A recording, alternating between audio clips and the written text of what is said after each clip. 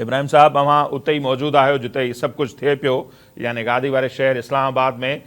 बिलाखिर जो काफ़िलो रवानो थियो हो पेशावर मंझां, 3 ॾींहं लॻा उन्हनि खे, पर आख़िरकार हू इस्लामाबाद जे रेड ज़ोन में पहुची चुका आहिनि। कुछ देर पहिरें ते इतला हुआ त 250 जे लॻभॻि जेके कारकुन आहिनि, माण्हू आहिनि, उहे डी चौक ताईं बि पहुता। वरी इन विच में मंज़र नज़र आया शेलिंग जा, फायरिंग जा आवाज़ असां ॿुधासीं पे स्क्रीन ते। उनखे पोर्ट्रे ईअं कयो पियो वञे त इहे बुलेट जेके आहिनि, प्लास्टिक जूं गोलियूं आहिनि, उहे पियूं हलायूं वञनि। बहरहाल उन्हनि माण्हुनि खे धिकण में ॼण त फोर्सिस कामयाब थी आहे। इन्हनि जो पहुचण ई अवां कीअं था ॾिसो, उन ते बि हींअर वॾो हिकिड़ो डिबेट थिए पियो त छा इहा मोहसिन नक़वी जी मौजूदा हुकूमत जी वॾी नाकामी न आहे? जेके वॾियूं दावाऊं पिया कंदा इन्हनि खे असीं पुॼण ई न ॾींदासीं, ऐं नेठि बुशरा बीबी उन्हनि खे नाकाम साबित करे रेड ज़ोन ताईं हू पहुची विया आहिनि।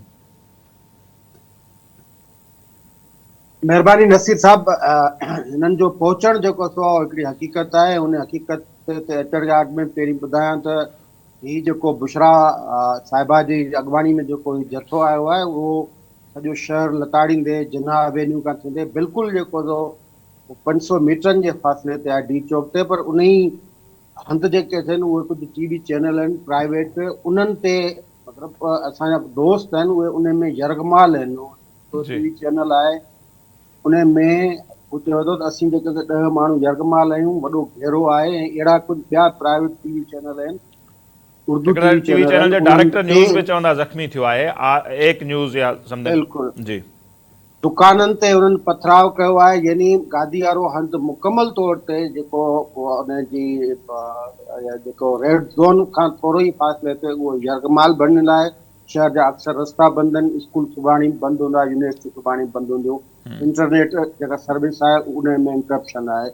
इहा आहे हिननि जेका फोर्स आई आहे, जंहिंमें रुगो कारकुन कोन्हे, पर उन में ॿिया घणो कुझु शामिल आहे।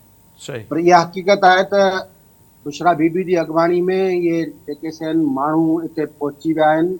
ऐं ॿी हक़ीक़त इहा आहे त जेके इंटीरियर मिनिस्टर हुजे, तव्हांजो इंफॉर्मेशन मिनिस्टर हुजे, तव्हांजो IG हुजे, गवर्नमेंट जा जेके उहिदेदार हुआ, उन्हनि जूं जेके भड़कूं हुयूं, त हीअं करे छॾींदासीं। हू सिंधी में कोन चवंदा आहिनि त हण त ॾिसई थो, हण त ॾिसई थो, वरी हण त ॾिसई थो, ईअं चवंदे हू को 10-12 लपाटूं खाई वियो। जी, तो अटक खां शुरू थियूं हुयूं इन्हनि जूं धमकियूं, ऐं आख़िर में उहे माण्हू अची जहिड़ो कर अमली तौर ते उहो डी चौक पहुची विया आहिनि।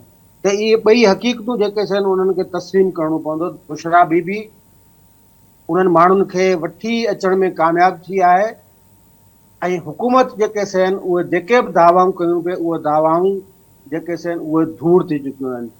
हाणे इन ई जे पोयां जेका हक़ीक़त बाक़ी छा आहे, उन ते अॻिते बिल्कुलु कंदासीं। पर आउं सम्झां थो हिते मुख़्तसरनि इहो आउं ज़रूरु ॿुधाईंदुसि त बुशरा बीबी जेको हेॾो वॾो हुजूम मची आई आहे, उन में 2 शयूं थी सघनि थियूं। या उन ई हुजूम जे पोयां उन्हनि माण्हुनि जो ई हथु आहे, जिन माण्हुनि हथु मथे ते रखियो बुशरा खे, ऐं ज़मानत तयारी ऐं ॿिए कंहिं केस में गिरफ़्तार न करण जी गारंटी ॾिनी वई हुई। या उन्हनि जो उहे माण्हू साॻिया हिन में शामिल आहिनि, या उन्हनि खां का वॾी ग़लती थी वई आहे।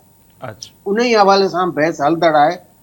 पर बुशरा बीबी जेकॾहिं ही खणी आई आहे, त ॿियो पासो इन जो इहो आहे त उन कंटेनर ते सवाइ अमीन गंडापुर ऐं या जेको उमर अयूब जेको आहे, उन खां सवाइ सॼी PTI क़यादत मां केर बि न आहे।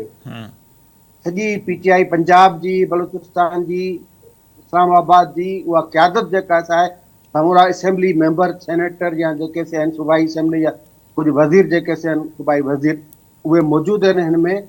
बाक़ी उहे सभु गुम आहिनि। उन करे चई सघिजे थो त बुशरा जेको सो आहे उहो PTI वारो घटि में घटि किलो फतेह करे चुकी आहे। बाक़ी हाणे नाकाम केतिरी थी आहे हुकूमत, कीअं थियो आहे, उहो त अञा मामिलो हले पियो। पार्टी तो अभी शुरू हुई है।